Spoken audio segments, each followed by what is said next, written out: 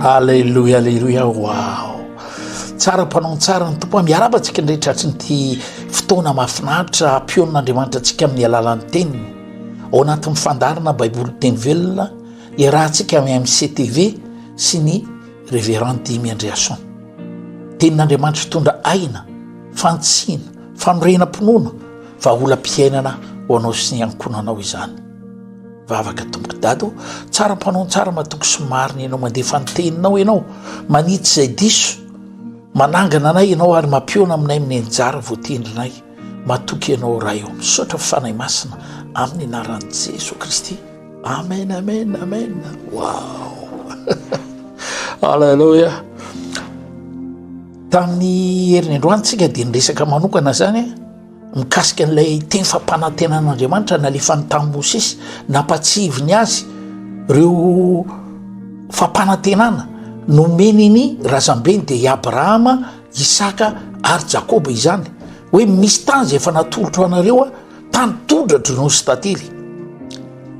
Matetika ny olona rehefa mieritreritra an'io dia hoe ho an'ny zanak'Israely zany fa misy koa no atsika zanak'Andriamanitra tia mifanekena vaovao satria ny fifanekena vaovao dia zay rehetra nandrain'i Jesosy tompo sy mpamonjy dia nomeny hery tonga zanak'Andriamanitra.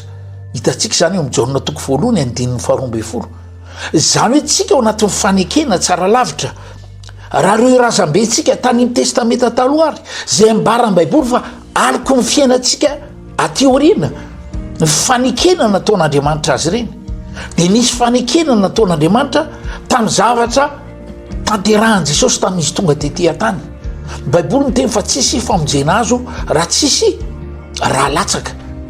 Dia nanolotra ny ainy Jesosy dia nampisatroana fehelotsoila izy nitrobahana ny lalivony patrapatraka ny rahany dia voadio voamarina tamin'ny ota sy ny ozona rehetra zasenao. Baiboly miteny fa nampahantrana nampalelovina izy mba ampanakarena sy ampanakarena ny tanterahany izany dia tokony iainy izany famarinana zany zasenao. Dia nidiakapoka taminy patrapatraka ny raha tao an-damosiny hoy ny tenin'Andriamanitra ary nidiakapoka taminy mitondra fanasitrananao atsika ry havana malala. Tsika tia mifanekena vaovao zany mila matakatra mihitsy fa misy zavatra falambaran'Andriamanitra hoe efa vita dia vita ny anarany. D'ailleurs na ho avy ary Jesosy tsy amerina ny zavatra efa nitanterahana izy fa ny ataony dia andeha akasy hakanao ho any amin'ilay toerana efa nomanina satria izay nge miandry asa ianao mba fa nieritreretinao ve zany tsy maintsy hiala eto amin'ity fiainana ity ianao ary rehefa hiala ianao dia ho any amin'ilay toerana tsara lavitra ianao, le toerana mety be ianao, le toerana mahafinaritra be ianao. Fa aloha ny tongavana an'izany misy dingana zay tokony ataoko sy ataonao dia ny fiorenana amin'ny tenin'Andriamanitra. Tsy hompiain'ny teny any fa ho mpakatoan'ny teny fa inona ny voalaza ny tenin'Andriamanitra dia miravoravoa amin'ny Jehova dia ho azonao zay ireny fonao. Rehefa nisaintsaina ny tenin'Andriamanitra io ao amin'ny Salama io 1:7 ohatra mora teneniny zany le izy fa inona tokoa ny zavatra mety ho azontsika rehefa mifalifalytsika. Ny olona tia mifaly dia olona reconnaissant, olona fifankasitrahana. Dia mifankasitrahana manafaingana ny zavatra tianao hita na tianao hitrango ao amin'ny fiainanao. Baiboly miteny fa rehefa tonga tany amin'ny tranon'ny Maria sy Marta Jesosy dia nitomany izy ireo ary nametsy ny azy hoe naninona ianao zao vao tonga raha tonga tamin'ny fotoana mba nitsoina ianao tsy maty ilay sakaizanao zao izy zao maty. Dia hoy Jesosy tsy efa nilazaiko ve fa zange mifananganako velona eny miho zany zahay fa ho avy ny fotoana hitsanga ihany zany fa zao aloha maty ilay sakaizanao. Dia hoy Jesosy tsy efa niteneniko tamin'ilay mpanomponareo kosa ve fa tsy fahafatesana iantom-pitsiny zao fa nehoana ny voninahitr'Andriamanitra.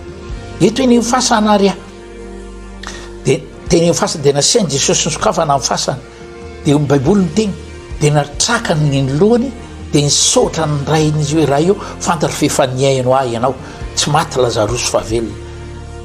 Dia niantsoantso ny naran'ny Lazarosy voa tampotampoka misy mikorotana natao pasana mivoaka tokoa Lazarosy. Inona ary nanafainga anazy ozy ianao nisaotra Jesosy.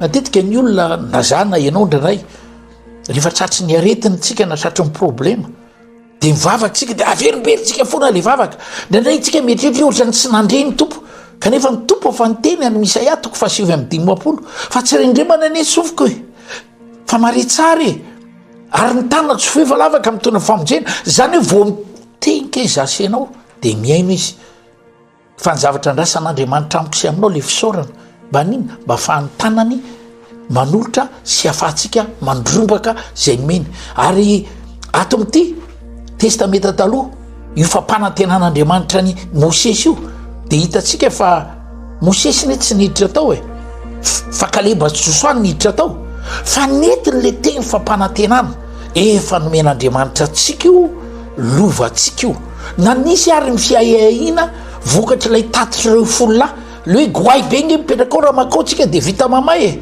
fa ny safidy iry zalahy hoe efa nomen'Andriamanitra atsika io vaovao mahafalo anao a zay nampanantenain'Andriamanitra anao a tsy maintsy tateraka tonoko makasika anao ny herin'ny fanovana makasika anao ny herin'ny fahatsarana rehetra sitrana marary afaka mpifatotra voatany asa mandrarà voatany tokantrano voata ny atsipliapiainina rehetra tomoko izy fahitatsitraka fahitapity tsy mahazatra amin'ity herinandro ty amin'ity volany ty de ho tahiny ianao sy ny ankonanao raisy mikasika Andriamanitra tsy ho anao ihany fa ho anao sy ny taranako na ny akaikina ny lavitra manoatra ny mpandesy tompoko amen.